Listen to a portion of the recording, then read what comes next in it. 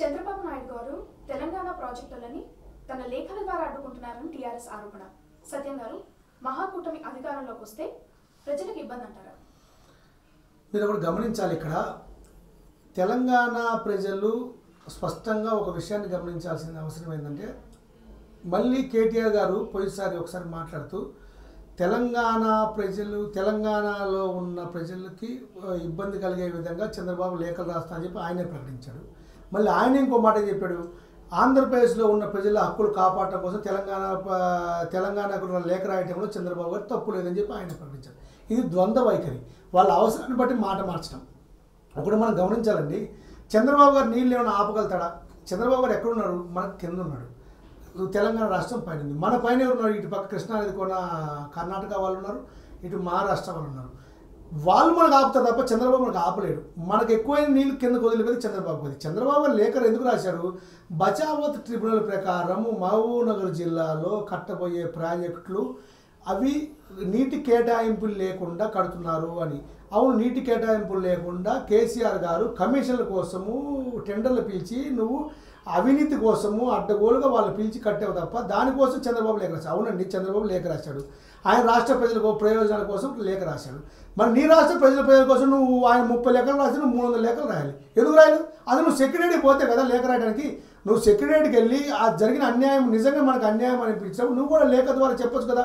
లేఖ రాసేందుకు నష్టమేం లేదు కదా. ఆయన అనుమానాన్ని అన్యాయం జరుగుతుంది వ్యక్తపరిచాడు ఆయన అభిప్రాయాన్ని. ఇందులో తప్పేముంది? అయినా కాంగ్రెస్ పార్టీ ఇక్కడ ఒకటి మీరు గమనించి, కాంగ్రెస్ పార్టీ ఇక్కడ మెజార్టీ సీట్లలో పోటీ చేస్తుంది.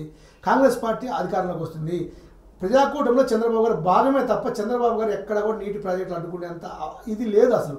అది మనం అసందర్భమైన ఆరోపణ.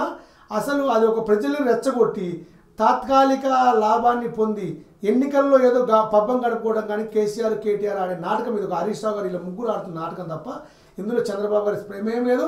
చంద్రబాబు గారు ఆపిన కాంగ్రెస్ పార్టీ ఎందుకు ఊరుకుంటుందండి? కాంగ్రెస్ పార్టీ ఇంతకుముందు మహారాష్ట్రలో అధికారంలో కాంగ్రెస్ పార్టీ ఉంది, కర్ణాటకలో అధికారంలో కాంగ్రెస్ పార్టీ ఉంది. ఇంతకుముందు ఆపారా? ఇక్కడ మనం రేపు నువ్వు ఉంటావు, రేపు ఇంకోరు వస్తారు, తర్వాత ఇంకోరు వస్తారు.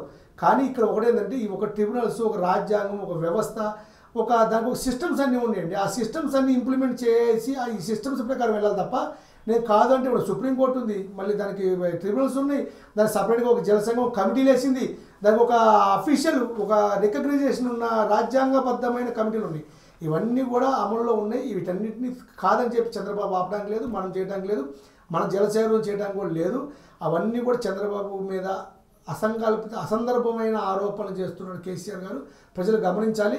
ఇక్కడ కేసీఆర్ గారు గతంలో మహబూబ్నగర్ జిల్లాలో కాంగ్రెస్ ప్రభుత్వంలో చేసిన భీమా కానీ నెట్టెంపాడు కానీ అనేక ప్రాజెక్టులు, చిన్న చిన్న ప్రాజెక్టులు, వీటన్నిటిని కూడా కేవలం 1500 కోట్ల రూపాయలు 1500 కోట్ల రూపాయలతో కంప్లీట్ అయ్యే ప్రాజెక్టులు కంప్లీట్ చేయకుండా అవన్నీ పెండింగ్ పెట్టి కొత్త ప్రాజెక్టులు నిర్మాణిస్తున్నా, కొత్త ప్రాజెక్టు టెండర్లు పిలిస్తే ఇవన్నీ అవినీతి కూపంగా మారిపోయింది, అవినీతి మయంగా మారిపోయిందని చెప్పి ఆరోపణ తప్ప ఈ ఆరోపణలు తప్పించుకోవడం కోసం, ఈ ఆరోపణల్ని పక్కన మార్చడం కోసం, పక్కకి డైవర్ట్ చేయడం కోసం ప్రజల్ని ఇదంతా చేస్తున్నారు. ఇదంతా అసందర్భమైన ఆరోపణ.